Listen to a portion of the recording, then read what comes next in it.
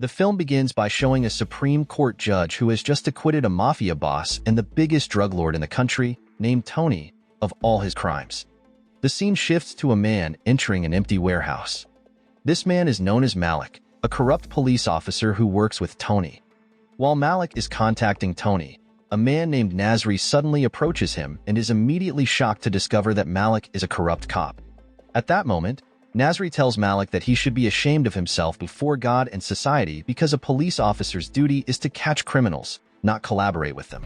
After that, without hesitation, Nazri immediately attacks Malik until Malik is ultimately killed by Nazri. The next morning, the city police discover Malik's neatly wrapped body, where it is also revealed that Nazri is a member of the anti-narcotics task force who has been secretly eliminating corrupt police officers and those working with Tony, the mafia boss. Due to his frequent actions, Nazri has been nicknamed the meth killer, though no one knows that the meth killer is Nazri. Sometime later, while Nazri and his task force team are at the office, they receive a visit from a detective from headquarters named Jennifer, where she explains a series of recent murders, noting that all the victims are connected to Tony, the mafia boss. However, she is not there to handle Tony's case but to catch the meth killer. According to Jennifer, the meth killer should not take the law into his own hands, as the country still has laws that must be followed. That night, Nazri is seen returning home with his older sister, who is also a police officer, and they both belong to the same task force. At that time, Nazri asks his sister about the actions of the meth killer, and she responds that the meth killer is a criminal because he has committed many murders, even though the meth killer always targets other criminals. Hearing his sister's explanation, Nazri can only remain silent. At the same time, Tony is seen torturing one of his subordinates after the subordinate failed to uncover the meth killer's identity. Apparently, Tony wants to quickly discover the true identity of the meth killer before his men are eliminated one by one. To vent his anger, without hesitation, Tony kills his subordinate. After that, Tony orders his right-hand man to investigate the anti-narcotics task force officers who are now targeting him, convinced that one of those officers is the meth killer. The scene shifts to an elite policeman from the central office named Sheriff Fudden, commonly called Sheriff. At that time, Sheriff and two of his subordinates visit a local police station in a certain area to meet the police chief. It turns out Sheriff is there to interrogate the police chief about his performance in combating online gambling. Hearing this, the police chief defends himself, saying that he has shut down many casinos and feels he has done enough to fight gambling. Sheriff then replies that people are now gambling online and rarely visit casinos. After that, Sheriff presents evidence showing that the police chief frequently receives money transfers from an online gambling boss. Not only that, but Sheriff also has recordings proving that the police chief is backing the gambling boss to keep his business running safely. Feeling cornered, the police chief tries to fight back, and they briefly point guns at each other. When the opportunity arose, the police chief fled to the parking lot. However, when he tried to escape using his car, he found that the steering wheel had been removed by Sheriff earlier. Because of this, the police chief gave up and was arrested by Sheriff on charges of bribery and abuse of power. Sometime later, Sheriff is seen as a devoutly religious person because he never misses his prayers. Additionally, the gambling case is officially closed because the gambling boss and the bribed officials have been arrested by Sheriff.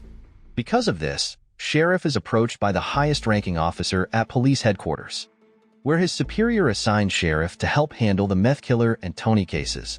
Elsewhere, Tony's right-hand man, Syafik, was seen relaxing in his car until he was held at gunpoint by Nazri, the meth killer who was already there. While pointing the gun at Syafik, Nazri then ordered him to go to a building and immediately beat him there, forcing him to reveal Tony's hiding place. Unable to endure the torture any longer, Syafik finally disclosed the information. In the end, Nazri immediately killed Syafik after getting what he wanted. The next morning, the police found Syafik's body, and Nazri was also seen there. The discovery made Jennifer, who was assigned to catch the meth killer, even more frustrated because the meth killer had struck again. At the same time, Sheriff also arrived at the crime scene. Not long after, at the police station, they received a package containing a map from the meth killer, showing the location of Tony's hideout. Upon learning this, the police immediately prepared to raid Tony's hideout.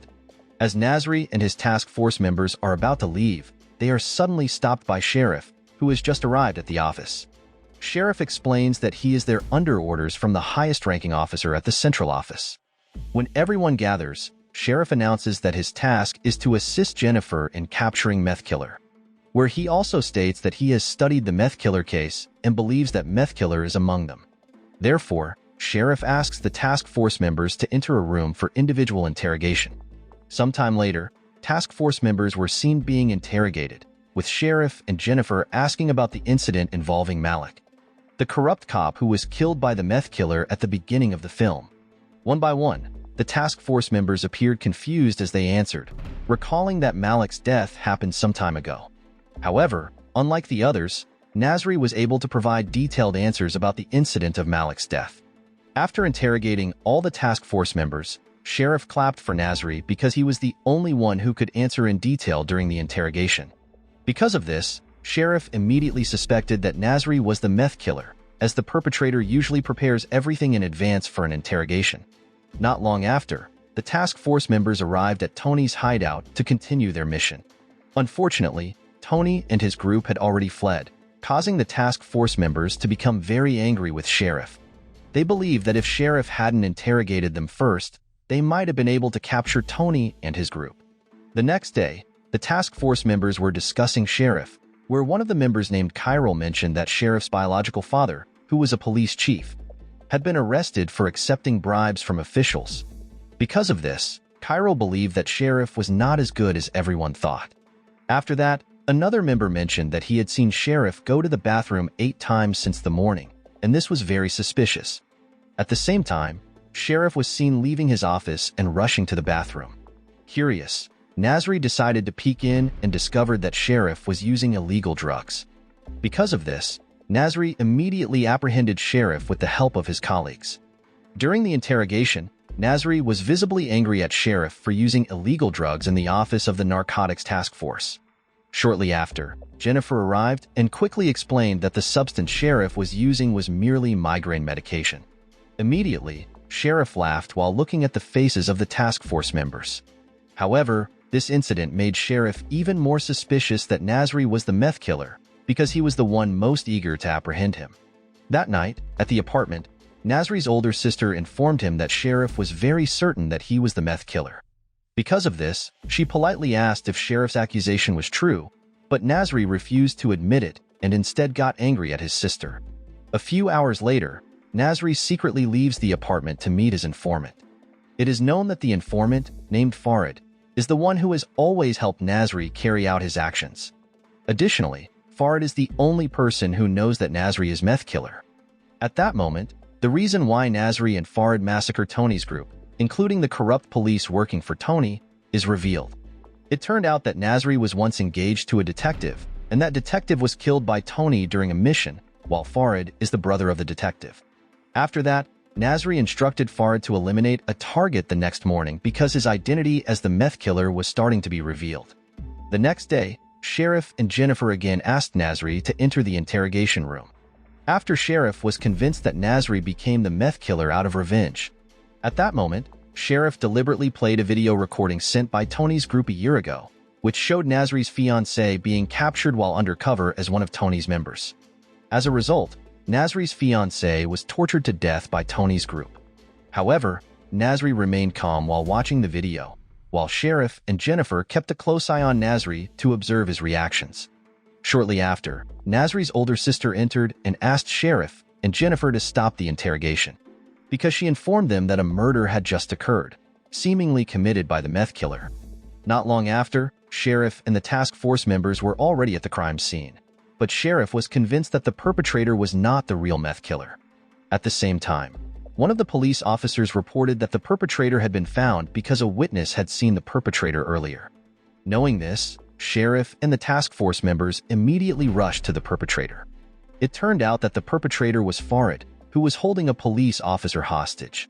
At that moment, Farid demanded everyone to back off before he quickly fled. Meanwhile, Sheriff and the task force members finally arrived, leading to a chase. During the pursuit, Sheriff fell off his motorcycle, while Farid managed to attack the police officers and escape again. Seeing this, Sheriff took over a task force member's car, and Nazri appeared panicked because all his plans would be exposed if Farid was caught. Eventually, Sheriff managed to stop Farid's car and capture him. After that, Sheriff and the task force members brought Farid to the interrogation room. While Nazri's older sister was so happy because the accusation against her brother of being the meth killer was false. However, Sheriff suddenly appeared and ordered Nazri to interrogate Farid. Knowing this, Nazri tried to remain calm because the person he was going to interrogate was his own subordinate. Inside the interrogation room, Nazri was seen asked Farid a few questions. When Farid wanted to answer, Nazri suddenly signaled with his hand for him to stay silent. After that, Nazri beat Farid on the pretext that he did not want to talk. As a result, all the police officers stopped the action, but Farid tried to escape instead. Eventually, one of the task force members, Kyril, was forced to kill Farid, which made Sheriff angry because he killed Farid without obtaining any information from him. Additionally, Sheriff was convinced that Farid was not the meth killer because he was only following someone else's orders. The next day, the task force members thought that Sheriff and Jennifer would return to headquarters since their task was completed. However, Sheriff explained that the person who died yesterday was not the meth killer because the real meth killer was still among them. Sheriff was convinced of this because the way the perpetrator killed the victim was different from that of the real meth killer. Sheriff also explained that the reason the task force members always failed to capture Tony was because there was a traitor among them working for Tony.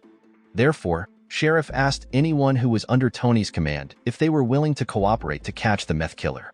That night, Tony, who was at his hideout, was seen with one of his subordinates, who turned out to be Jennifer. At that moment, Jennifer was explaining that Sheriff wanted to cooperate with Tony to catch the meth killer. However, Jennifer also reminded Tony to be careful because Sheriff was known to be brutal and intelligent. On the other hand, Nazri returned to his apartment and found Sheriff talking to his sister, Saislin. At that moment, Sheriff was explaining that Saislin had strong evidence showing that the meth killer was part of the task force. This was proven by a recording from Malik before he was killed by the meth killer. In the recording, Malik told Saislin that he would pretend to be one of Tony's members and also asked her to spread the information to the task force members that he was actually a traitor. Sure enough, a day after the information was spread, Malik was found dead, indicating that the meth killer was one of the task force members. Sheriff then asked Nazri to confess that he was the meth killer, but Nazri still refused to admit it, saying he was not the meth killer as accused. Before leaving, Sheriff mentioned that if his fiancée had been killed by Tony, he might also become a meth killer. After Sheriff left, Nazri began to feel depressed because he had killed Malik, an innocent person, and his friend, Farid, had also died because of his mistake. At the same time, Sheriff was seen heading home when he was suddenly hit by a car driven by one of Tony's henchmen. After pulling back his hood, Tony, who was there, asked if it was true that Sheriff wanted to cooperate with him in capturing the meth killer. Therefore, Tony offered Sheriff a large sum of money as a sign of their cooperation. However, Sheriff refused, saying he already had plenty of money, and stated he would turn over the meth killer along with the evidence if Tony would tell him who the corrupt police officers working with him were. Hearing this, Tony revealed that he had 2 corrupt officers working for him, but they did not know each other. Tony then promised to tell Sheriff their identities if he first handed over the meth killer. Finally, Sheriff was released, and Tony agreed to wait until the next day for Sheriff to bring him the meth killer. The next morning, Nazri was seen in the parking lot when he was suddenly approached by Jennifer, who showed him a photo of himself with Farid. With this photo, it was revealed that Jennifer had discovered Nazri's identity as the meth killer. Because of this, Jennifer told Nazri that she wouldn't inform Sheriff as long as Nazri followed her orders. It turned out that Jennifer planned to use Nazri for her own purposes. Therefore, she took Nazri to a location, where Tony's henchmen also appeared to pick him up. That afternoon, Sheriff and the task force members were puzzled by the disappearance of Nazri and Jennifer. At the same time, Saislin received a message link from an unknown number, showing a video of Tony now holding Nazri hostage. In the video, Tony revealed that he did not know Nazri was the meth killer and assumed that Saislin was the real meth killer. Therefore, Tony demanded that Saislin go to Point A alone if she wanted Nazri to be safe. At that moment, Tony also showed a fake video pretending that Jennifer was also being held hostage by him, where Tony asked Sheriff and the task force members to go to Point B to rescue Jennifer, as she was supposedly at Point B. Not long after, Syslin finally went alone to point A, and she was approached by several Tony's henchmen. Before taking Syslin, Tony's henchmen first checked her and found a tracking device in her clothes. After removing the tracking device, Tony's henchmen then took Syslin to a place to be delivered to Tony. Upon arrival, Tony immediately said that he would torture Syslin to death because many of his men had been killed by the meth killer, who Tony thought was Syslin. The scene then shifted to Sheriff and the task force members who were now at point B to rescue Jennifer. At that time, one of the task force members saw someone being held hostage inside a bus. So, one of them volunteered to check the hostage, thinking it might be Jennifer. But upon checking, it turned out to be a civilian intentionally made a victim by Tony, resulting in an explosion. After the explosion, Tony's henchmen who were on standby at point B appeared, leading to a shootout. Back at point A, it turned out that Jennifer was at point A and secretly untied Nazri and gave him a weapon. Because of this, Nazri immediately pointed the weapon at Jennifer, saying he would kill her. But Jennifer told Nazri to quickly save his Syslin and also take revenge on Tony. It turned out that Jennifer wanted to use Nazri to kill Tony because she was tired of being his subordinate. At the same time, Tony was still intimidating Syslin until the sound of gunfire was heard from outside. It turned out Syslin had swallowed a tracking pill earlier, so the police force would now know her location. A battle then ensued at point A, where Syslin, Nazri, and Jennifer managed to take down Tony's henchmen one by one. At one point, Syslin found several children who had been held hostage by Tony in a room, so she told the children to stay in the room and promised to save them later. On the other hand, Jennifer not only killed Tony's henchmen but also the police at point A. While, at point B, Sheriff's team managed to eliminate all of Tony's henchmen there and quickly instructed the team to go to point A. Back to Nazri, who was now facing Tony in a duel. After a long duel, Nazri finally managed to corner Tony, and he confessed that he was the meth killer that Tony had been looking for all this time. Hearing this, Tony was shocked and begged Nazri to take him to court instead. However, Nazri refused because Tony had been arrested several times, but the Supreme Judge always released him, and without mercy, Nazri finally killed Tony. At the same time, Syslin was already there and overheard Nazri's confession about being the meth killer. Because of this, she decided to leave immediately, but Syslin was suddenly attacked by Jennifer, who had come there intending to kill both Syslin and Nazri to eliminate any witnesses to her collaboration with Tony's group. As Jennifer was aiming, she was suddenly held at gunpoint by Nazri from behind. At that moment, he was furious with Jennifer after seeing his sister about to be killed by her. When Nazri was about to kill Jennifer, Syslin pleaded with him not to kill her and suggested they take her to court instead, but Nazri refused. As he was about to actually kill Jennifer, Syslin was forced to shoot Nazri first. After shooting Nazri, Syslin ordered Jennifer not to move. However, Jennifer secretly grabbed a pistol and fired at her. Fortunately, the pistol was out of bullets, leaving Jennifer powerless. At that moment, Syslin was suddenly shot by Kyril, who turned out to be a corrupt cop also working with Tony. At the same time, the sound of sheriff's forces arriving at location A could be heard. Therefore, Jennifer quickly killed Kyril because she didn't want anyone to know about her actions. The next day, Jennifer was presenting in front of the police and top officials, where she explained that Syslin was shot by Kyril, a traitor working for Tony. This could be proven from Kyril's phone, which had frequent contact with Tony and exchanged many messages. As for Nazri, he was the meth killer, as evidenced by the bullets found in the police officers' bodies at the scene. In fact, all the police shootings at location A were carried out by Jennifer. After explaining this, Jennifer received applause and her rank was immediately promoted, as she had indirectly solved two very difficult cases, the Tony case and the meth killer case. When Jennifer was outside the room, two task force members approached to congratulate her, and Jennifer said that she still felt sad because Syslin shouldn't have died in the incident. Hearing this, the two task force members informed her that Syslin hadn't died and was now in the hospital. Immediately, Jennifer panicked because Syslin was a witness to her crimes. Not long after, Jennifer went to the hospital where Syslin was being treated. Upon arriving in the room, Jennifer quickly put poison into the drink she brought for Syslin. However, as she was doing this, Sheriff suddenly came out of the bathroom and immediately asked if Jennifer had been in the room for long. Hearing this, Jennifer replied that she had just arrived. After that, Sheriff congratulated Jennifer and also wanted to ask her a few questions. First, Sheriff revealed that he had found evidence of a money transfer from Tony to a school, which was the school where her child attended. However, Jennifer denied any wrongdoing, stating that the school not only had her child, but also many children of officials.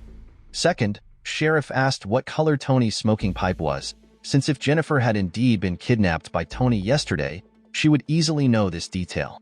At the same time, other police officers arrived, making Jennifer nervous, and she eventually recalled that Tony's smoking pipe was yellow with gold stripes. When the box containing the pipe was opened, Jennifer's guess was correct, which made her feel relieved as her suspicion was not confirmed. However, Sheriff explained that he had taken this smoking pipe when he met with Tony, which was before Jennifer was kidnapped. Therefore, it could be confirmed that Jennifer was the corrupt officer working for Tony. At the same time, Sheriff also woke Saislin up, revealing that she was not seriously injured and that the bullet had only hit her vest. Feeling cornered, Jennifer then confessed that Tony was not working alone and that there was someone else giving him orders. After that, Jennifer decided to do the unthinkable. A few days later, the scene shifted to the Supreme Judge who had released Tony at the beginning of the film. As the judge was leaving, Sheriff and Saislin were already there waiting. It turned out that they knew that the mastermind behind Tony's case was the Supreme Judge. The end. Moral lesson from the story: when in doubt, don't collaborate with a mafia boss unless you want your career to go up in smoke, literally. Also, if you're going to play vigilante, make sure your sister isn't the one who ends up shooting you.